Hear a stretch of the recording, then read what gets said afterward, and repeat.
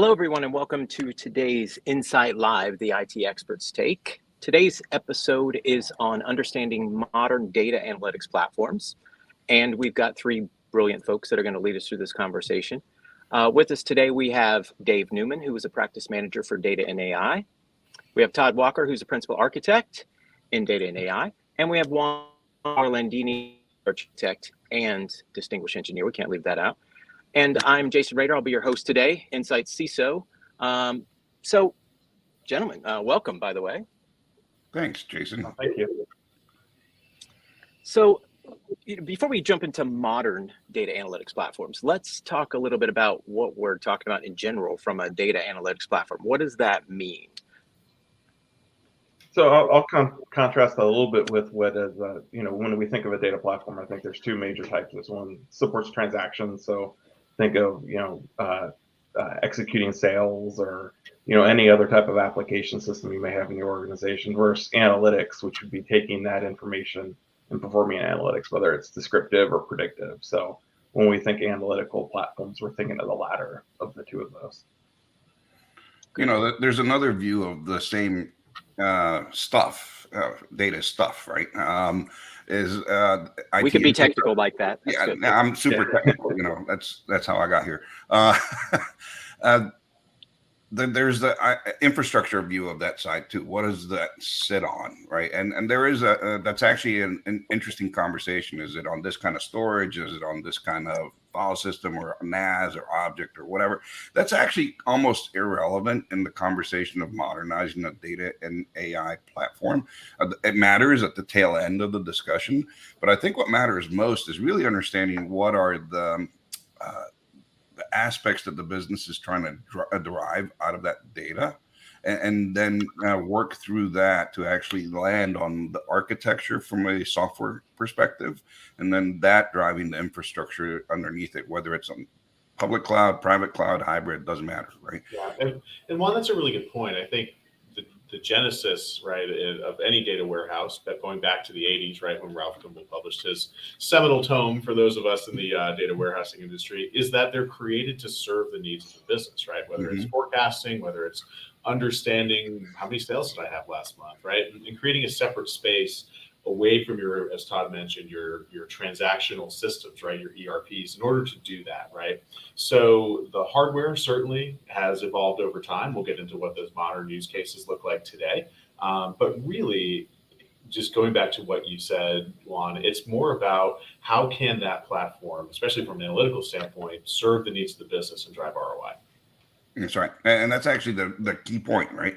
Is ROI. This stuff needs to be done for business reason, or otherwise it's an exercise in futility and a waste of money.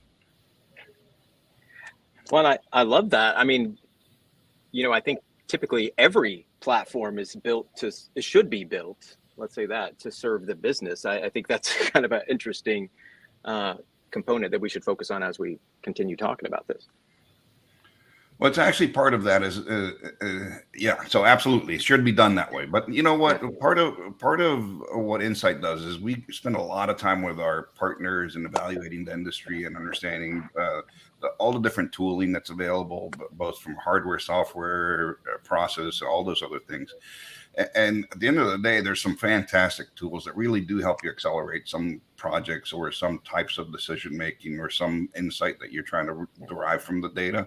But it's really, really, I mean, it's a fundamental, right? We got to understand what the business wants to do and then work from there, right? And so we spend a huge amount of our time up front actually getting to know our clients and what their business looks like, and then working from that back towards those platforms that support this stuff. Yeah, and if I may, I think that's why we're here today, right, is to discuss what a modern data platform looks like. And why would there be a need for an evolution in a modern data platform, or something even called a modern data platform, if traditional data platforms, we'll call them legacy ones now, ended up doing everything they need to do in 2022 and serve the needs of the business. So maybe that's a good segue here, is why don't we define what makes a data platform modern? Todd, any thoughts on that? Sure. Yeah, so I think of a modern data platform in a couple of ways. Well, first of all, the word modern, as this is always evolving, and I think my definition this year versus my definition last year may be a little different. But I start the first thing about the use cases it serves. So if you think of more traditional data platforms, you would build one that would focus on machine learning and AI versus another platform that would handle your more backwards looking, descriptive analytics for what happened yesterday. I think now a modern platform should be able to serve both. We should be able to do descriptive analytics, predictive analytics, prescriptive analytics, all on the same platform. So one is the use cases we serve. Another one is scale. So we should be able to handle any amount of data, any type of data, tons of users, not that, small amounts of users. It doesn't matter. We should be able to support all of that. We shouldn't then need to migrate to something else just because we had some more data thrown on our platform. I think a lot of customers are looking for data that's real time. We're not looking for just data that may happen yesterday and we do an overnight load, but we do things over the course of the day, or you can look at something that happened not that a couple minutes ago or just a couple seconds ago. So real-time information. People are looking to share this data out without having these complicated processes to extract data and send it to different people. So how do we grant other people access to that data? And finally, I think, is this data discoverable? Is it well governed? Making sure that that's all built into the platform. Well, Todd, there's an interesting aspect that you wove through that, but didn't call it out exactly. That's the security side of the house, right? And actually, Jason, we just did a survey, and I think you have it handy what the results of that survey were. Yeah. So the survey went out a few days ago. It was, what is your company's top data platform modernization priority? And of the 5 choices, scalability was 18%. BI and AI functionality was 27%. Security was 45%, and real-time data processing was 9%. So I think, based on a lot of the initiatives at organizations right now, 45%. So the large majority was related to security. What do you guys think about that? Or the survey in general, the respondents? Are they focusing on the wrong survey spot? was fantastic, right? Yeah. And it was really I was trying to go into it with no preconceived notions, but I would have thought that data and AI or AI would have been first and foremost. Yeah. So it was really interesting to see that security actually came by far ahead of everything else.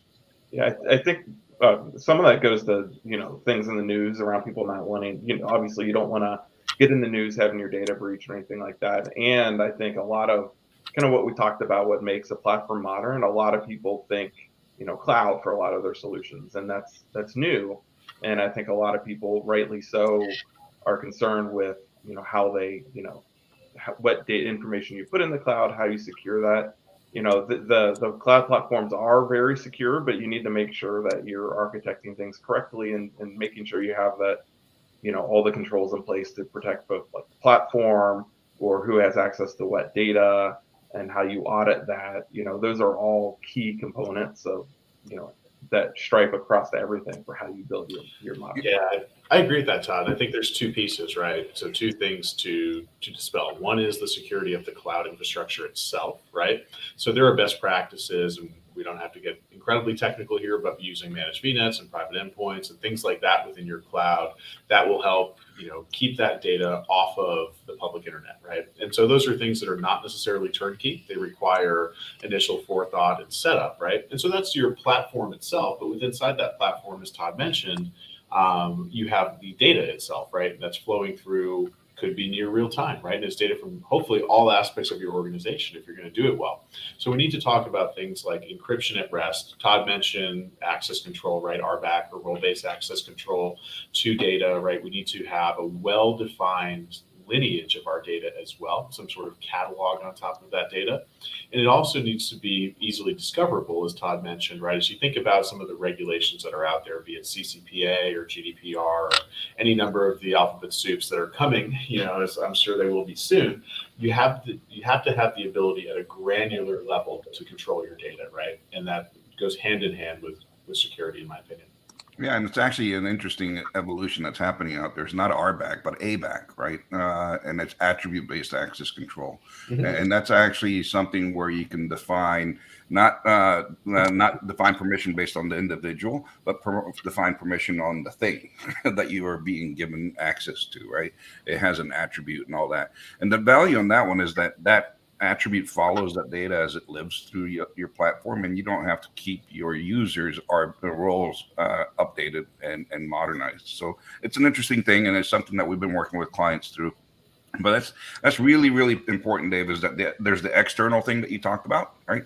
The securing from the malicious users, but also as you start looking at some of these regulations and data governance rules that are coming out, and even nations that actually prevent you from having data leave national boundaries, you have to actually start putting all of that into the platform so that you can actually make sure that it's doing that. So it's provenance, the life cycle of the data, and all that other stuff that you talked about, right? So it's a big part of the effort that goes into building these modern things, especially for our clients that are global in scale, which is beginning to be most of us because of the internet, right? Sure. Dude, you guys are making me super proud talking security the way that you are. I think, back to that survey, what that kind of tells me, and I hadn't thought about this until kind of right now with you guys talking, is that the vast majority of people, they understand the value of the platform and what it can give, but they don't want to risk doing it if they're going to be in a situation where security is going to be compromised, and basically is kind of moot at that point if they can't cure the environment. And I think to Todd's point on the onset, and everybody else supported it, you can these platforms regardless of where they are, the platforms themselves as well as the data that resides in them. Correct. And that goes again with exactly, and that goes with where Dave was going. And you need to properly know how to do that and go in with a plan from the beginning of your platform and make sure you're securing everything correctly. It's not an afterthought. Yeah, and a way that we typically look at things at Insight, right, even before getting in and building that data platform. So let's say we are building a modern one, it's in the cloud, right? Before deploying those cloud resources, we would want to have some sort of security networking discussion with the business's IT department, right? Just as we would have the same sort of discussion with perhaps the IT and also the business operations, we call it finance, sales, all that sort of stuff, to understand what they're looking to get out of it, which is great. We need to have a platform, but we can't have people in the CISO office, right, or people who are, InfoSec folks, being awake at night because, my entire company's data is flowing through this platform and I don't know that it's secure, right? So that's a table stakes type of discussion, in my opinion. Dave, we just had a question put on the chat. So if you're online, if you want to ask questions of us, please put them in the chat and we'll be happy to answer them.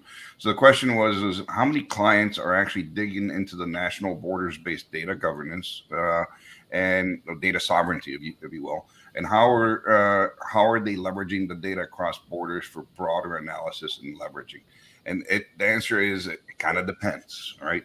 If you go look at the data sovereignty laws for all of the countries in the world, they're all very unique. Even within EMEA, you would think in Europe that they would be relatively similar. They're not. France is vastly different than Germany, which is vastly different than the UK.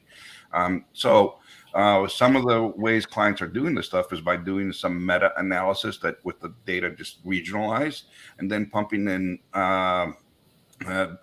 data that's been analyzed. So post-analysis data, and that actually doesn't necessarily need to be protected from leaving the country, and then aggregating it somewhere else. There's others that you can only do the data analysis for that region in that region, and it is what it is, right? So there's a lot of crazy stuff that we have to do in order to support that, and it's going to get messier and messier. They've mentioned the alphabet soup.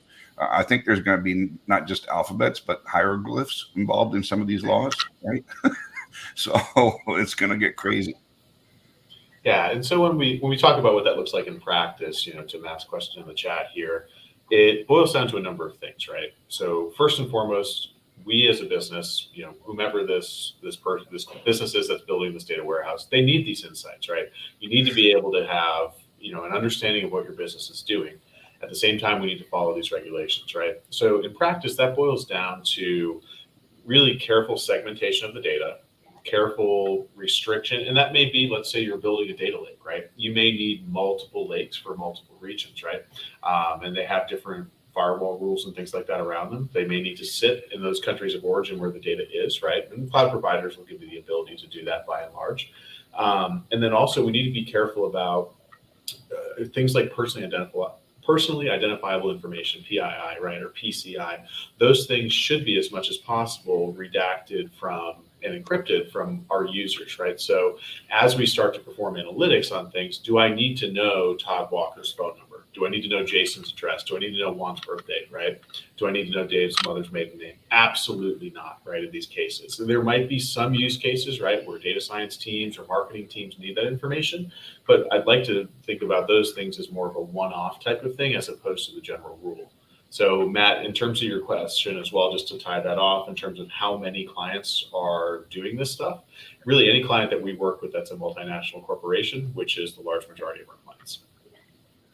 Yeah, it's pervasive, right? And even if you're not a multinational client, if you have customers that are buying your stuff from some other country, those laws actually fall into place. So there's actually a whole bunch of startups, there's a whole bunch of software providers that what they're trying to do is come up with tools that help address this. Now, like all tools, you have to make sure that they apply properly to your business. But there is a whole very lively ecosystem of providers that are working through this problem. It's an ongoing challenge, right? Mm-hmm. And that's usually something you want to seek some outside help from. Again, we work with clients all the time and do this all the time. So our understanding working with legal and working, with multiple businesses to be able to do these kinds of assessments and kind of prepare for those impending regulations and situations, we get to monetize that over and over as we work with other clients. Somebody trying to do that themselves, that's a lot of work to do when really what your desired outcome from a business perspective is really to leverage this data within your business, not to understand the regulations of it. So I think, again, leveraging a trusted, partner to do something like this is always in your best interest. Right. Not just from a security perspective, I'd say as well. In general. in general. But also, dispelling a few other myths about data platforms, right? I've worked with dozens of companies on implementing large data platforms, and they all feel that their use case is very unique. And it is, right? Because their business is unique to them. When it comes to the actual engineering work that is required for an analytical data platform, I'm here to tell you that 60 to 70% of that engineering is pretty much the same across clients, right? So if for a client to look to, or any business out there to look to build that from scratch, right, they're missing out on some potential accelerators and things that we have ready to go. And Todd, I'm sure you've got some thoughts on kind of what those types of things could be. Yeah, I mean, if you're looking at that, I mean, everybody's looking at, first of all, the conversation we had before, how do you secure the data? How do you organize the data? How do you acquire the data? We're doing a lot of the same type of transformations on data. So a lot of that stuff becomes very repeatable across things. So, leveraging, people like us, we've got certain IP that will help, that we can just put in place that handles a lot of that for you. So we can focus most of our efforts on your actual business use case and driving business value. Instead of just, okay, how am I going to acquire data again? How do I grab what's only the changes since last time? Well, there's only so many ways you can do that, right? And how can we package those up to then so we can focus on the business value? I'd say as well, too, we hear, and I was also surprised by those survey results. I would have thought that AI and BI would have been at the top. Because it's what I hear most about on a daily basis, right? We talked about security being table stakes for a data platform, and I think a data platform is table stakes for doing advanced data science, AI, really transformative type of BI, right? Stuff that's not just, hey, what were my sales last month, right? Things like what might my sales be next quarter, right? Or what might they be next year? How do I need to adjust my supply chain stuff? So having an analytical data platform is table stakes for that, right? So the longer it takes for a data platform to be created, and let's be real, these are projects that require, adjusting a lot of data, doing a lot of transformations, working through these things, right? The longer that these things take and the more expensive they get, often we find the less of an appetite there is to eventually go and do that BI and AI work, because it seems that all of our time is spent just building the platform itself. Well, and let's Dave, there's the other part of it is most clients are not building it from scratch. That'd be easier, right? Most clients already have a data swamp, not a data lake, right? Where they have multiple data lakes that are loosely connected together, and they get bogged in the middle of the connections of all that stuff. And that's actually hard work. But there is IP that we've developed after having done it for a long time for many clients that makes a lot of that normalization, data cleanup, data security, all that other stuff a lot easier to get accomplished. That's an easy button. It's an accelerator. So it's something that we can't cover in this short of a time frame, but we'd love to. If anybody out there is interested in this, feel free to reach out. Some of this stuff is freely available on our website. You can find lots and lots of stuff that we've done and how we've done it. Other stuff, we'd have to have a conversation with you, see how that applies to you. But I'd love to do it. Amen. For you, tell us a little bit about, let's talk about a success story with a client. We don't name names, but give us a good success story if you could. Yeah, I'll give you one. I was just talking about this a little bit ago. Go ahead, Dave. Sorry.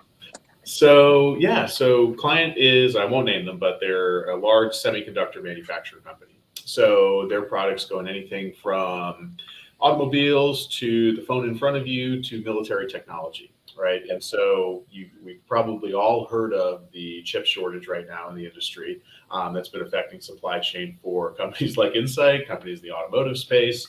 And these are the folks that are actually producing some of these chips. So the challenge here, right, is that with the supply chain industry, their lead time on products was getting to be 9 months, a year, longer than that, right?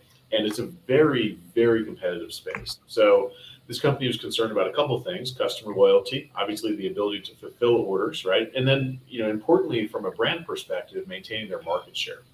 So we had a conversation with them to start, right, just about what was going on with their business, right? And we didn't start it and say, hey, you need a data platform to do this, you need machine learning to do it. It was more, what's going on and how might we be able to solve that together? So in order to solve this problem quickly, and I'll get into some technical details here shortly, we have, as Juan mentioned, that IP that we deployed. We were able to get a data platform stood up for them and starting to ingest data on day one, which is pretty awesome, right? Because ultimately, this company doesn't really care about the data platform. They care about solving this business need, right?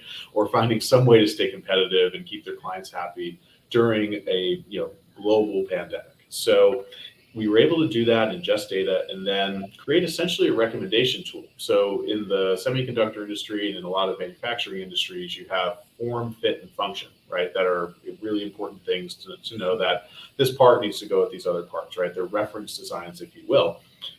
This company and all these companies have hundreds of thousands, if not millions of parts, and then you can think about the combinations from there. So what we were able to do when we ingested their order data, their CRM data, their part data, their competitor data, actually from publicly available companies, we were able to create an alternative parts recommender. So think when you buy something on Amazon and it says, here's what you should buy next, right? It's the same sort of principle here in terms of saying, hey, this part, right, for this order is something that is going to take 12 to 15 months to fulfill. But here's another part with similar voltage, similar characteristics, right, that we actually have in stock right now. That's just not part of this design, and it will actually serve the needs here. So what this company was able to do as a result, we fed these recommendations into their CRM tool, and as a result, they were able to not just preserve, but grow their market share over the pandemic. It's a pretty cool story.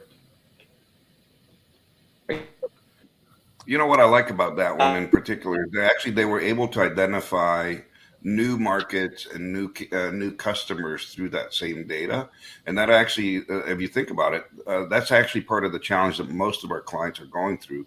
Is the world is digitizing, right? Everybody's talking about the digital transformation, and identifying either new markets or new clients or both that you can address. And that success story was, hey, we're trying to address this, but we also were able to do this at the same time. And I love that story for that aspect of it, right? Yeah.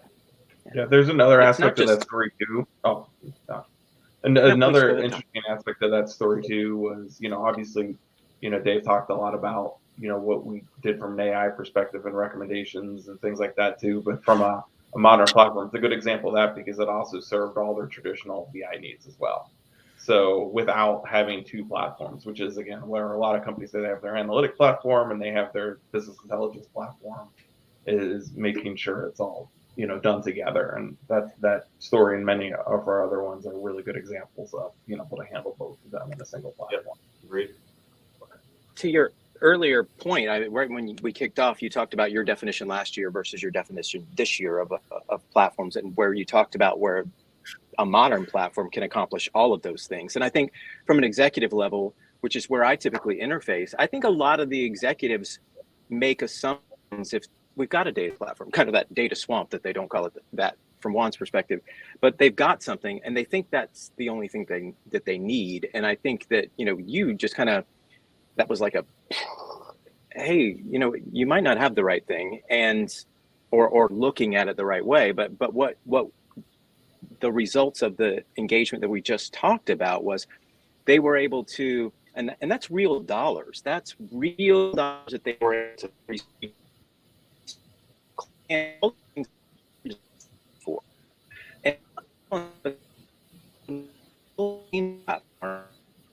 Oh, Jason, we're going to have to cut you off because you're sounding like a robot. You must have bad Wi-Fi connectivity in the spot that you're in. But to your point, I think I picked up what you were putting down there, Jason. Yeah. So you're saying at an executive level, right? A lot of you and your peers will say, "Hey, I get my reports, I get what I need on a daily basis. I have what I need to run my business, right?" Sure, but what if you had that information 10 times a day as opposed to just once every day? What if it was forward-looking as opposed to backwards-looking? What if when you launched a new application, right, or a new web app, and you have 30x the traffic coming in, what if you didn't have to go out and procure new hardware for that? You could just scale that platform up. So a lot of this is about the art of what's possible, right? It's not really, can I run my business today? Of course you can, right? There's a reason why folks are in the, in executive level roles. There's a reason why businesses are successful, right? And our job here is to help them be more successful and also realize what's possible, right? So sure, I could come out and tell you that the new runtime on Databricks, or the new Databricks Unity platform, or Azure Synapse, or what's going on in AWS is great, but you don't really care about that, right? What we care about is the business problems and the things that we can solve together partnering. And that's bringing us right back to the very beginning of the conversation, right? Which is, do we really care about what database this is? At the end of the day, we kind of do a little bit. I mean, because it's got to be able to support, or the infrastructure has got to be able to support this, the need that we're trying to get to. But it really doesn't start there, and that's not where the art of possible really starts. It's really in the, hey, let's have a conversation around what is needed in order to achieve the business goal, which is either to improve current operations, capture new markets, go after new client bases, whatever it is, right? Or innovate on product itself. We've actually helped some clients innovate on product by giving them a platform to let them do that, right? So whatever that is, we really should focus on that first and foremost, and then go from there. And then the good news is we have all of the background architects and engineers and technicians and data scientists and all that can actually help sort all that stuff out. And you don't have to just use us. This isn't an Insight commercial. Hopefully you're getting some just general nuggets of wisdom that if you don't happen to use Insight, but you want to do this on your own, start with that, right? Start with making sure that your business is really understood and that you're trying to solve a business problem first. And then the technical stuff you can sort out. Happy to help you, but if you don't use us, maybe this will help you get started in the right direction. And assuming that my audio works now? It is. Awesome. Yeah, thanks, Juan, for that wrap up. I think, guys, you did a fantastic job. There's probably 500 things that we could talk about, but it's probably a good time to wrap. Let's close with maybe any pitfalls folks should look out for when they're trying to, again, maybe from the data platform they already have, or trying to engage something from a modern perspective. Yeah, I can get started there. So, because I think it flows a lot with what Juan was just talking about. Because I think the number, there's probably the number one thing is start with the business and the business outcomes, right? So, if we go in and we, only talk to IT and build this nice technical great platform, right? That meets all your, your technical needs. If we're not starting with what the business is trying to do, we may spend a lot of time and money missing the mark for what we're trying to do. Yeah, I'd say number two there, and this will be my piece, is architect with a growth mentality. So you're going to think about, what do I need to solve for today, right? Once this platform takes off, once you get organizational buy-in and that spreads like wildfire, you're going to get 10x the requests that are coming in to grow this platform, right? Don't design it myopically, design it to be scalable and flexible. And that's really where the modern, cloud and modern data warehouse platforms will help you with that. And as part of that is start small. Pick a specific use case. Obviously, we want to understand the big picture of where you want to go and what you want to build and have like the scaffolding in place for that. But then start small, pick a specific use case. Let's get that flowing through the platform. Let's start to produce that business value. And then we can use a lot of that business value to justify the other use cases that we want to bring onto the platform. So think very iteratively or agile for how you want to build out these platforms. I don't know that I can add any more nuggets of wisdom above what Dave and Todd were able to do. I will tell you one thing though, is don't start with the location in mind for where this sits. Maybe as another piece of advice, because there is extremely capable resources in any of the public clouds and even on premises. So depending on your needs, that should be shaken out as the tail end, not at the beginning of the conversation, right? The location is going to be one of those key considerations down the road. Fantastic. Gentlemen, super engaging. I really appreciate you helping us through this topic today. We'll probably come back and talk about this because it was pretty awesome. For those of you out there that want to know more about what we do at Insight, please visit us at solutions.insight.com, and we'll see you next time. Thanks, everyone. Thank you. Thanks, everybody.